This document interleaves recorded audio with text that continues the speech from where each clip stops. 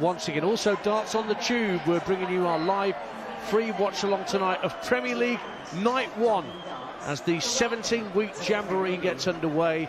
We're starting tonight in Newcastle, and then come May, we'll all reconvene at the O2 Arena in London for the finals night. Can Luke Humphries retain the trophy that he won last year? Can Luke Littler add to this extraordinary list of trophies he won already in his very short career? How will the two new debutants get on who've never played Premier League before in Jan van Veen and Josh Rock? These and many other questions I'm going to be throwing at you two during the course of this evening. Hello, chaps. It's nice to see you. Good evening, everybody. Good evening, Nico. Since we were all together at Ali Pali, lots has happened. We've had 2 World Series events that I was lucky enough to attend in Bahrain and Saudi Arabia, but we've just had one of the best finals. I think you've already put it in your top 10 of all time finals. It was one of the best tournaments I've ever watched or worked on. It's just the nature of the format. It just throws up. This is the Masters, by the way. For it's best of 3 legs per set, and round 1 was just best of 5 sets. So it's pretty brutal. And if you're not on it, you're out.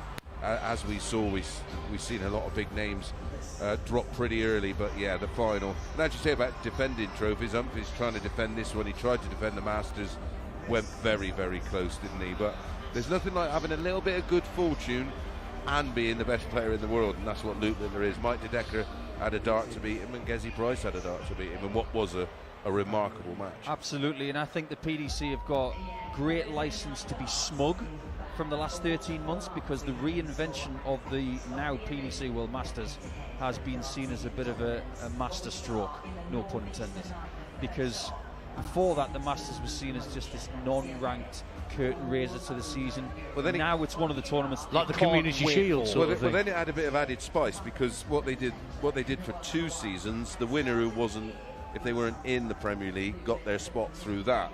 But yeah, it was something that me and Nico spoke about. Once, when the BDO sort of pretty much was done and dusted, the WDF dropped that format, and then it lost its credibility, and there was an opportunity for the PDC to sort of reinvent, which is, because the News of the World no longer exist, but the Winmore World Masters is the oldest current running tournament, dates all the way back to 1973. And they've sort of restored that respect and just it's just got so much about it. Some of the great names who lifted that trophy originally, and it was quite interesting actually, because Jimmy Van Schie, he qualified for it, and he could have done something nobody has ever done. He's the current WDF World Master, he's the current WDF World Champion, and he could have been the BDC Winmore World Master, but unfortunately, I mean, he gave it a good go, but he's certainly someone we've got to keep an eye on over the next couple of years. It was a great tournament, the Masters, and it's great to see another major tournament that's played on set play rather than leg play, so it just gives that season a little bit more balance. But what did we learn, Nico, about the 8 players that we're going to hear from tonight? I mean, we obviously Luke Littler went and won the thing against Humphries in that amazing final, but what about the form of all 8 coming into this first week? Only one of them failed to win a game, and that was Michael van Gerwen. He lost out to Damon Heta, and I know we're going to be putting question marks against Michael for the next few weeks unless he gets an early nightly win. He didn't get any last year. That is, again, something we'll get onto, but everybody had their highs and lows, but at the end of it, we had the 2 best players in the world in the final, and that just goes to show that Humphries and Littler are the 2 best players, no matter what the format, whether it's leg play, short format, long set, short set, long set, you name it, they are the 2 best players in the world. Other people had runs, but ultimately the PDC World Masters had the right fixture to get this season up and running. And now that we've had that incredible game with the 2 Lukes in that final, we can't wait to get our teeth into the Premier League and everything else now. Yeah, it was interesting, Michael going out for a second, because he played very well, as you would know, because you broadcast on it.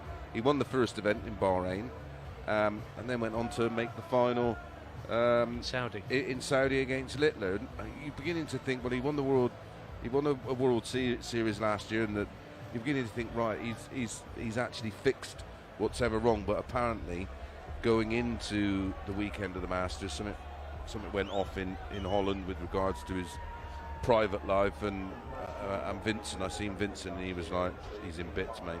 Don't expect too much from him. And again, you know, they're only human, and your outside influences can affect you mentally. What we've got to say as well, that this is going to happen in life. You're going to have troublesome times. I know that Phil Taylor had some troublesome times at the end of the 90s. You look at when Rod Harrington won the World Match Play back to back. That coincided with the time that Phil Taylor was having real trouble. Yeah. So we don't judge Michael van Gerwen, I think, on 2025 and 2026. I know he's going to have question marks against him in this Premier League if he doesn't get off to a good start. But I think we should maybe look at this point of Michael's life as the most difficult, and he might be able to use darts as an escape.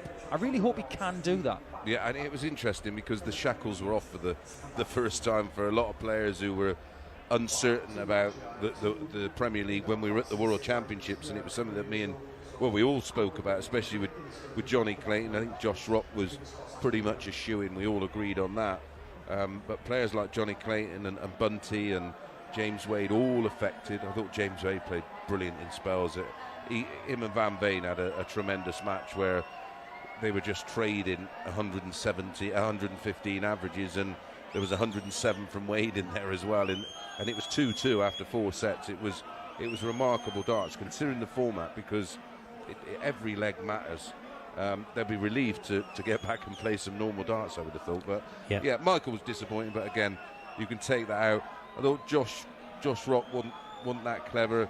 Clayton looked okay in spells. Littler and Van Veen looked brilliant. Pricey, I thought, well, he's continuing where he left off last year.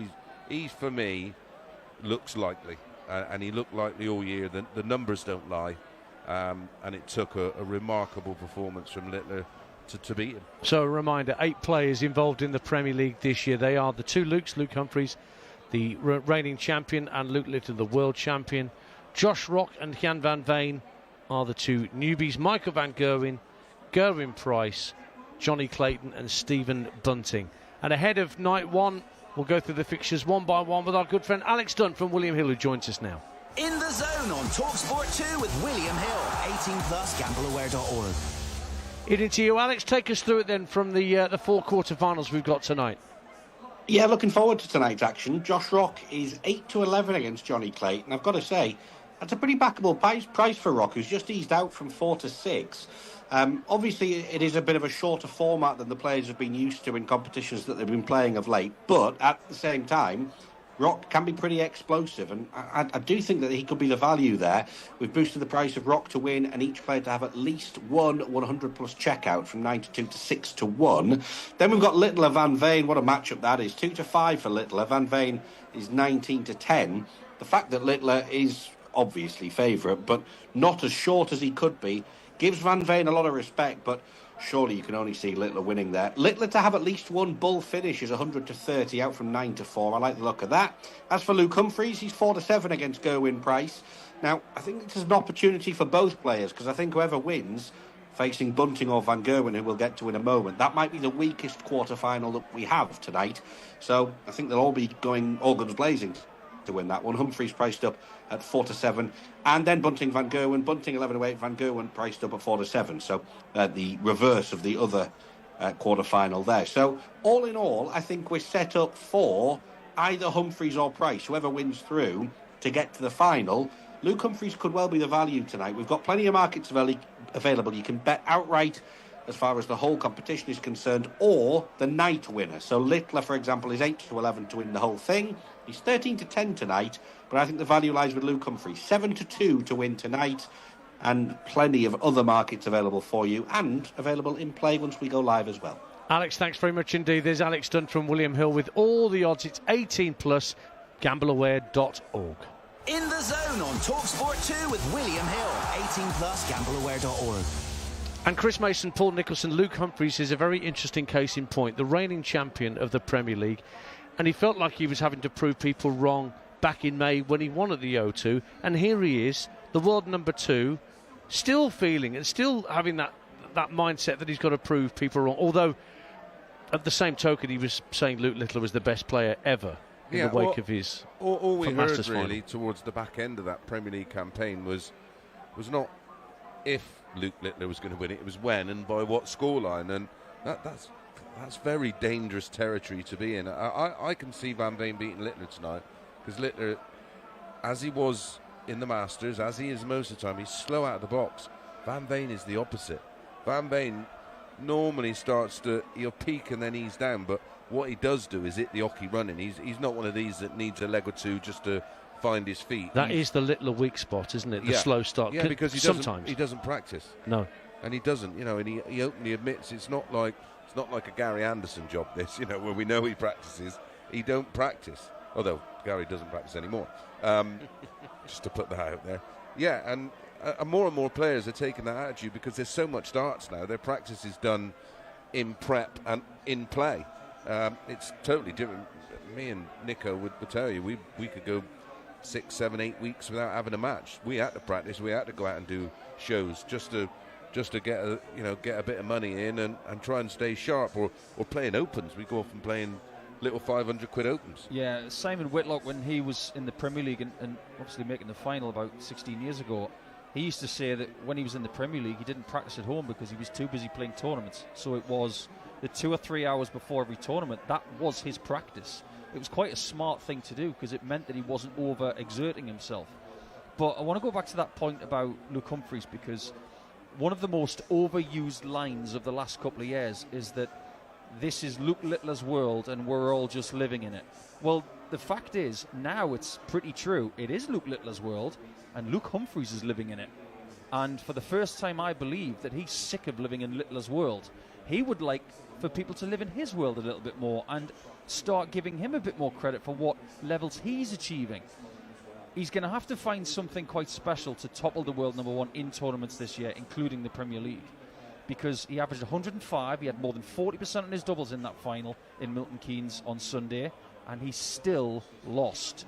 So he's going to have to get out the blocks, and he's going to need 4, 5, 6 nightly wins in this Premier League campaign to make sure he's well positioned for the playoffs. Now, Littler won 6 nights, I think, last year of the 16. Do you think somehow that the Littler effect, to use that horrible phrase, is making the opposition, the rest of the elite, rethink their game, practice more? No, he's not reinvented the wheel here. No. All I'm saying he's not doing anything that probably 10 to 16 players can't do, but it's his timing, it's his control of pressure, and it's what he does with that pressure. If you don't get him, he's like a fighter, he's like a boxer that if you don't get him early, you're not getting him at all. So are we waiting then for the first point in Luke Littler's career where he does not achieve what he set out to do, and how he responds to that? Let's say if he goes out early in a tournament. Well, we're yet to see. Well, again, he's undamaged goods. There's nothing in the, there's no negatives in his mindset, in his approach. When he's, if you're in a race to 11 and, a best of 11 and it's 5-all and you keep losing that 11th leg, in the end that'll stick. He doesn't have any of that. He literally is undamaged. There's just no negative thoughts in the back of his mind, and until he has that spell, that's when we'll find out. But at the moment, it's not that he's not even untested because he's getting pushed, but he seems to like that.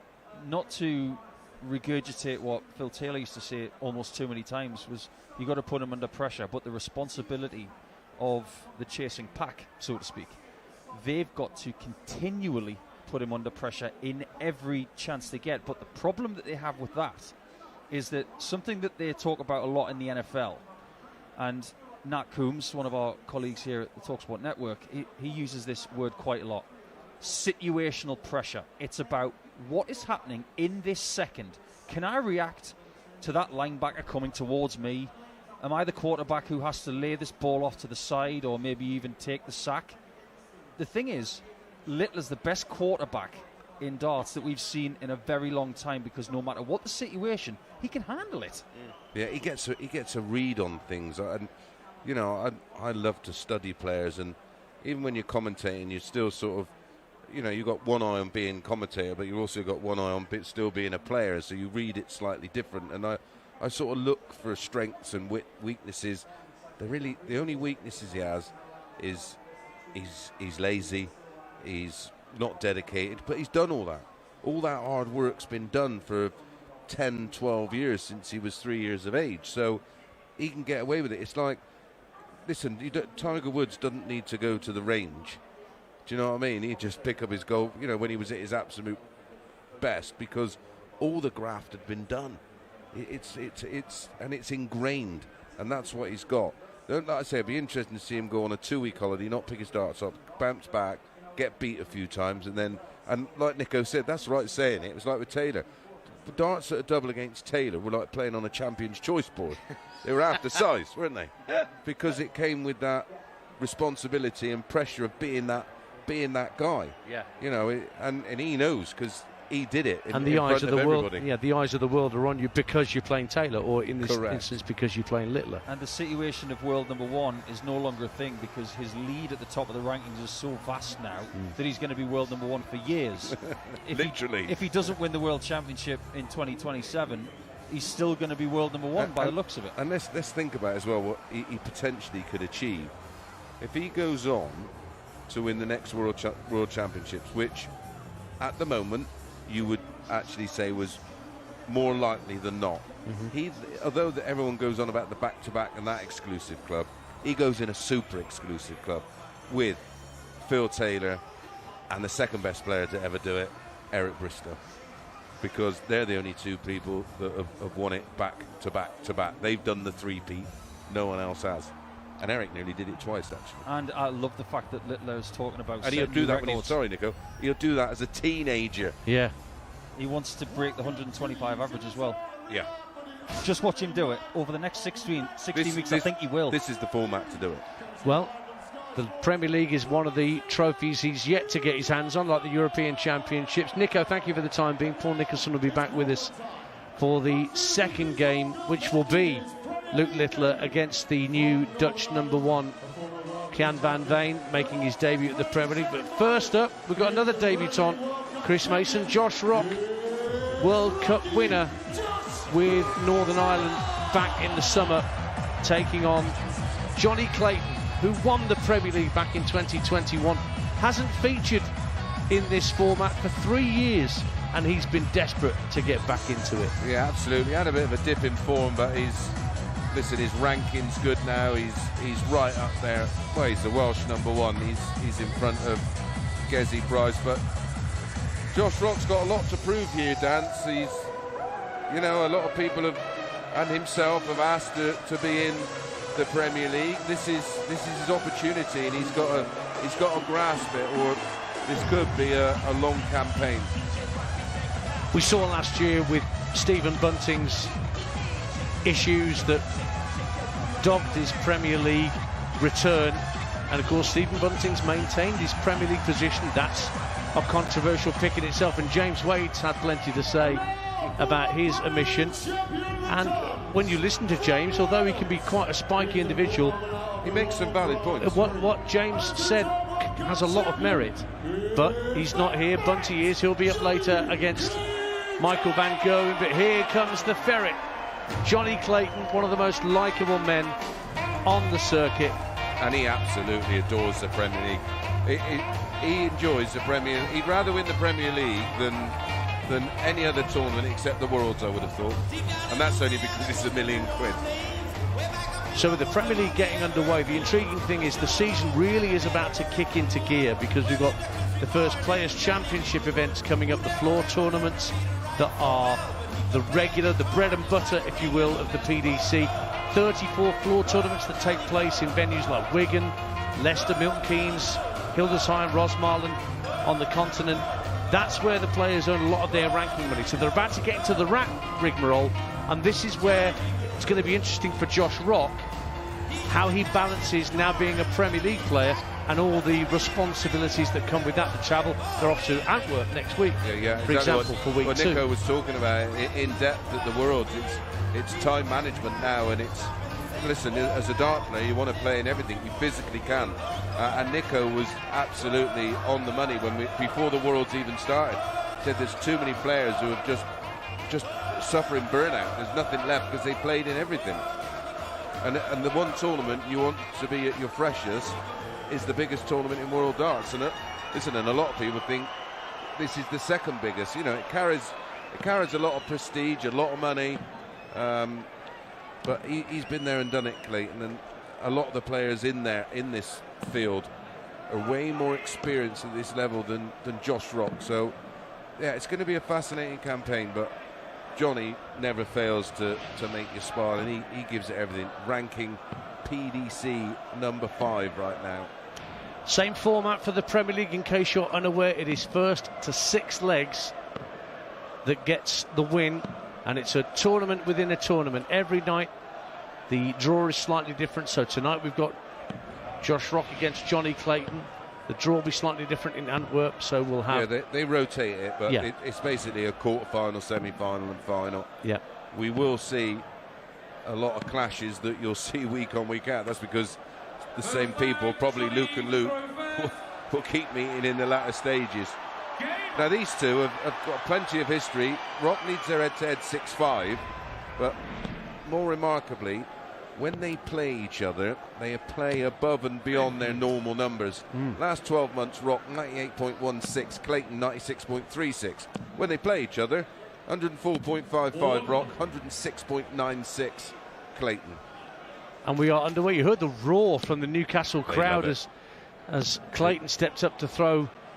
Not a seat to be had in there, Dan. There is not. It is packed to the rafters at the Utilita Arena, right by the River Tyne, just outside Newcastle city centre. And for those of you following us on our YouTube channel, if you've got any questions for myself, Dan, or Nico, we will endeavour to answer them. Keep them sensible. Oh, there's your first Max and the first ferret finger point at the camera. And keep them civil. Oh yes, keep them pleasant. And we'll give you a shout out. We'll always answer the pleasant ones. So Clayton in this first leg, it's first to 6, down to 2:03. And looking in the red bit once again, he's going to get down to a finish here, Clayton. So 1:04 when he comes back. Rock in his first ever Premier League leg, he's trying to come down from 2:82, but he's going to give Clayton 6 starts from here at the very least, Mace. Yeah, listen, Jonny making his 4th appearance, and as we said, he's won it before. This to him is nothing out of the ordinary. For Josh Rock, his heart and his adrenaline will be absolutely racing. Well, Rock trying to get down to a finish from Richie Beno's favourite score, choo-choo-choo. 140 gets him down to 82, but Clayton wants 50 for the first leg, 18 for double 16 for the ferret. He's a good inch inside double 16, and he's just inside double 8, so Rock's got half a chance here to break. Yeah, he's been offered up a chance, and that's a poor dart. 81 means it's got to be treble to double. Gets the 57. Does he get double 12? Oh, yes, he does. And a break of throw in Josh Rock's first ever Premier League. They will do him the power of good. Great dart at double 12, right in the top right-hand corner. You're right about the averages. The last time they met was the European Tour. I know I'm right. Last year, where I'm not. And listen, I'm not always right, but I'm never wrong. Oh no! But the thing about that game was, Ferret remarkable. was 100% on his doubling. Yes, 6 from 6, wasn't it? And there's a second maximum for the ferret, starting with a 9. Going along very nicely. Where is the scoreboard? It will be up shortly, I can assure you. Yeah, we'll bring you the scoreboard on our free watch-alongs, but I can tell you, 5 perfect darts for Clayton, 6 perfect darts. We're on a 9 already. Leg 2, this would be some start to the Premier League campaign. Oh, boy, oh boy. Come on then, Jonny boy. See one in the Masters last week. He's hit 3 9-darters in his career, and he won't hit one here. Just dips below the red bit with the first dart.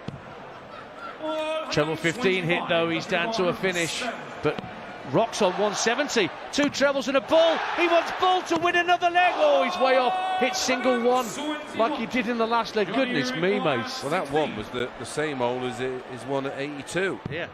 But this time, Jonny doesn't give him another go.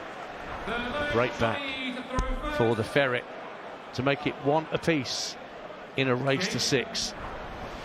Josh Rock has just had his best ever year as a dart player, not just the World Cup win with his compatriot Daryl Gurney in the summer, got to the match play semi-final, the UK Open semi-final, the Grand Slam semi-final, earning somewhere over £300,000 in the process, his best ever year for earnings. But Clayton is such a fan of the Premier League, as you rightly say, Mace. He's going to be bang up for this, and he wants to get things back on throw. But Rock, who's good at the 180, hitting himself, just misses out on one there. 140 down to 238. So he's a dart ahead of Clayton, who hits a treble 7 looking for the 19s, and then a single 5. That's a bit of a bag of nails there from Jonny.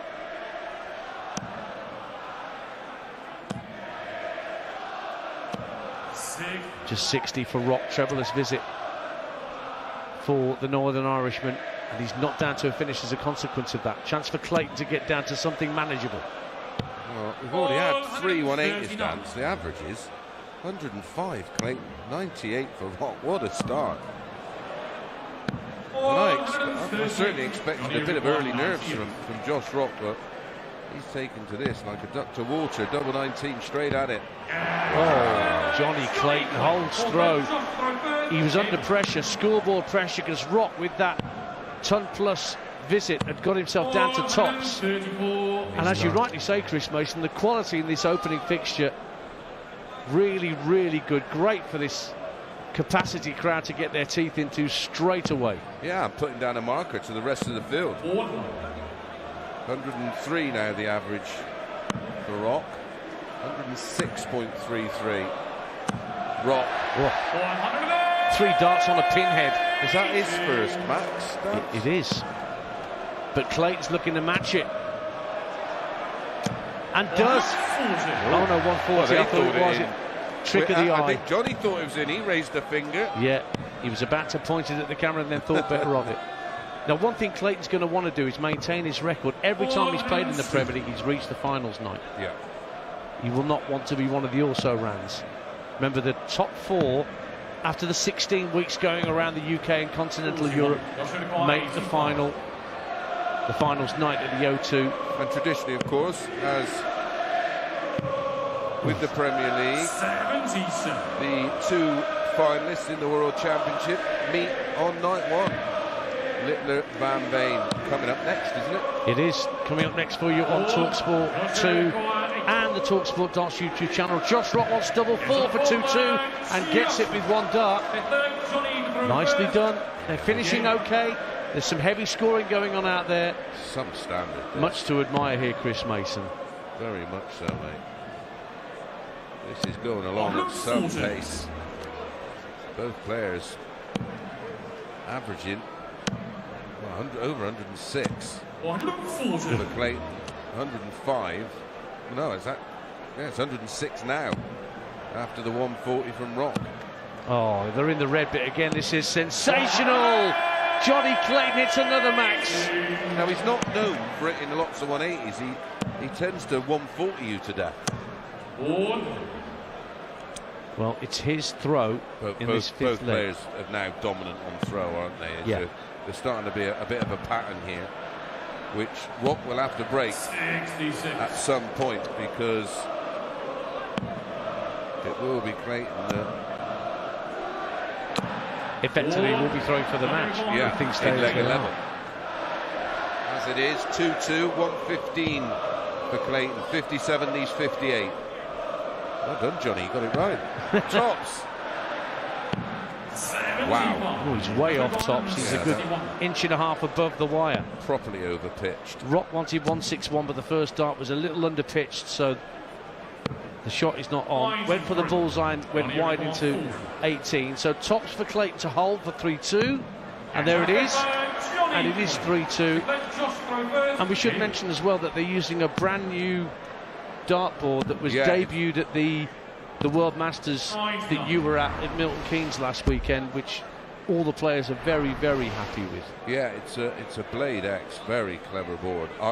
Nico's up for the next match with me, I think. Yes, he is. That's right. I'll get him to explain it. Are you suggesting he's a nerd? Is that what a little bit, as he raises his hands. Yeah, it's a bit too complicated. Well, I get it, but explaining it's a little bit more difficult. But yeah, and where you normally have to sort of move the the outer scoring ring around on little tabs. This one's fixed on the board, you just spin it. It's genius.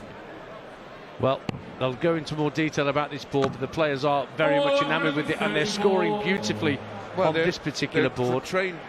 They're trading holds and throw in 13 and 14 darts at the moment. Here's Clayton coming down from 221 with a max. He's on 41, pressurising Rock, who's trying to hold throw 88, 68. He's got, one dart of the bull. Oh, he's way off again. It's single 2. So 9 for double 16 to put a bit of a gap between himself and Rock. Doesn't miss, does he? That is an 11 dart breaker throw from Clayton. Leads 4-2 in a race to 6 to take on the winner of Van Veen and Luke Littler, which is up next with myself and Paul Nicholson. And then we'll bring you Price against Humphreys and Bunting Van Gerwen, and those 2 matches will produce the other 2 semi-finalists in Newcastle. So Josh Rock under the pump here in his first ever Premier League encounter, and Clayton looks in no mood to slacken the pace. No, he's on it. He just loves this format, loves the environment, loves playing in front of the big crowds, and my goodness, he's playing in front of a big one tonight. And passionate fans as well. They know their darts up there. They're singing "Please Don't Take Me Home," and it's not even 7:30. It's only just gone 7:30. What's the matter with these people? Do they know what time it is? They'll be singing this at 1 in the morning, pal. Don't worry about that. All right, 168 Clayton when he comes back. Rock starting to unravel. 81 takes him down to 285. 4-2 Clayton at the hockey. No pressure at all. Finds the treble. Doesn't follow it. Might be one of his options. Could have gone for the treble 16 to leave tops. As it is, a straight ton leaves him 68. Rock 285. Finds a treble with dart 2 and 3. That's decent, but Clayton's already down to this potential 2-dart kill. Hits the treble 20 for double 4. And there it is. That is a 2-dart kill. 68 taken with no fuss whatsoever, and he's 1 away from victory, Clayton. 5-2 up.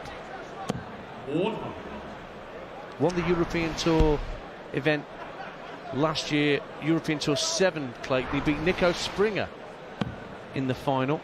Yeah, we're big on Springer, it's me and Nico. Yeah, I know you're big fans of the German. Who went on, of course, to win his first European Tour last year. As Clayton finds the max, averaging over 111. 60 from Rock, down to 3-4-1. Clayton stolen the darts, wins this leg, gets it done 6-2. Single 20. Ooh, strays into the small 5. 85. Good recovery in the end, down to 2-3-6. So has now officially stolen the darts. Rock comes back, treble 20, doesn't follow. You'd be disappointed with that dance. That first dart, you couldn't have. Well, you could have walked up and put it there because it was perfect. The perfect marker to work from. But yeah, well, Clayton back in the red bit again, and then another stray dart into single 5. I saw that a lot from Michael Van Gerwen, drifting into treble 5 in those World Series events that were happening in Bahrain and Saudi Arabia. I'll be interested to see how he gets on tonight against Bunting, whether he's rectified that. For the match, 1-5-2 for Clayton, won't go with 2 single 20s. Rocks, this 160, you would argue, Mace, has got to go. Has to go. There's one treble. Oh, so unlucky. Took a horrible little deflection. It just took it over the top of the 60 wire. 20 for double 16 for a very, very good performance from Clayton. In goes the Ferret looking for that single 20, which he hits. Double 16 for the match. That's great finishing. That's a really high quality performance. And Josh Rock just came up against an opponent averaging 109 for his first game back at Premier League level after 3 years away, and it's like he's never been away. Jonny Clayton wins 6-2. Yeah, hitting 2 out of every 3 darts at a double, an average approaching 110. Well, he had the 180s flying in as well, and I recorded. I think he had 5 in the end. Very, very good. Like you say, he's been away for a while, but you wouldn't have known it. Jonny Clayton wins the opener comfortably against the young pretender, Josh Rock. And that means Clayton will be the opponent lying in wait for either Right. Luke He Littler. plays like that, he wins the game. Oh yeah, absolutely. 109 against Littler and Van Veen. You've got a chance. You've got more than a chance of getting through. But it's the repeat of the World Championship final up next on talkSPORT 2 and the talkSPORT Darts YouTube channel. Nico will join Mace alongside for Littler against Van Veen. That's coming up. Every emotion and total devotion. This is talkSPORT 2.